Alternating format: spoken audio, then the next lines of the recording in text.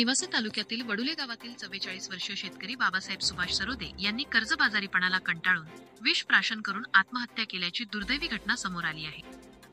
आत्महत्येपूर्वी त्यांनी सोशल मीडियावर एक व्हिडिओ शेअर केला होता। या व्हिडिओमध्ये त्यांनी आपल्या मृत्यूसाठी थेट राज्य सरकारला जबाबदार धरले आहे।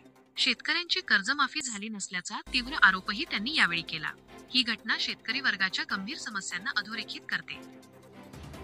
जय लहूजी, मी बाबासाहेब सुभाष सरोदे एक अल्पभूधारक शेतकरी आहे।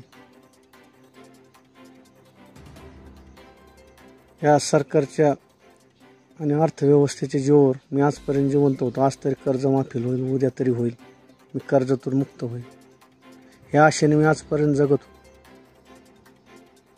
दोनदा भाजप सरकार आलं, फडणवीस साहेब दोनदा मुख्यमंत्री झाले। शेतकऱ्याचं काही त्यांनी बोलल्याप्रमाणे कर्जमाफी केली नाही।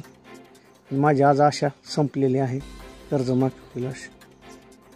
ज्या पद्धतीने लोकशाहीर अण्णाभाऊ साठे सांगून गेले, धर्मांधाने अधिक छळले, धनवंताने अधिक छळले, धर्मांधाने अधिक पिळले, चोर झाले साव,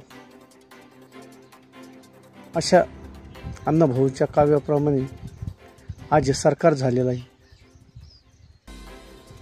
या सरकारामध्ये अर्थव्यवस्था ही आमच्या गोरगरीब शेतकऱ्यासाठी नाही, या अर्थव्यवस्था इंडस्ट्रीयलसाठी आहे। आमच्या शेतकऱ्यासाठी या बजेटमध्ये, फडणवीस साहेबांच्या सरकारमध्ये, अजितदादाच्या सरकारमध्ये आमच्यासाठी काहीच नाही। म्हणून मला ही आज आत्महत्या करायची वेळ येत आहे। योग्य वेळी मला जर मदत झाली असती सरकारकडून तर मी नक्कीच माझं आयुष्य जगलो असतो पुढे।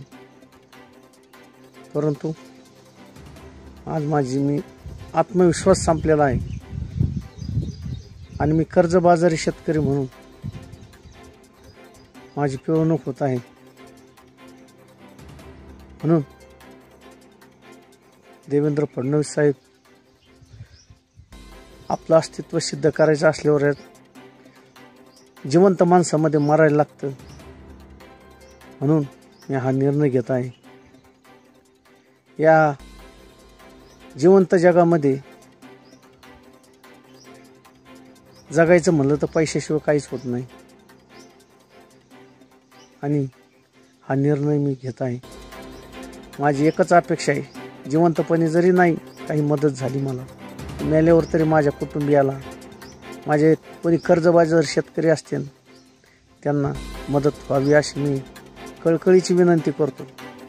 जय लहूजी, जय अण्णाभाऊ, जय भीम।